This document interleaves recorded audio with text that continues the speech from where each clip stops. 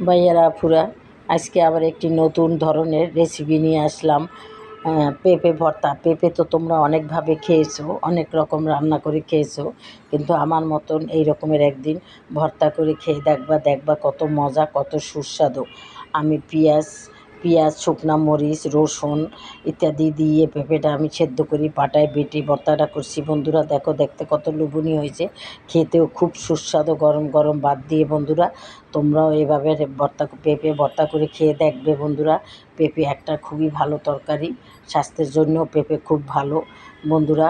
তারপরও আমি কিভাবে ভর্তা করছি তোমরা যদি জানতে চাও, তাহলে বন্ধুরা তোমরা আমার বড় ভিডিওগুলো দেখে নেবা, তাহলেই বুঝতে পারবা। যদি তোমাদের ভালো লাগে তাহলে আমাকে একটা লাইক অবশ্যই দেবা, আমার চ্যানেলটাকেও সাবস্ক্রাইব করে দেবা এবং শেয়ার করে দেবা। তাহলেই বন্ধুরা আমি সুন্দর সুন্দর এই রকমের ছোটোখাটো ভিডিও নিয়ে সব সময়ই আসতে পারবো।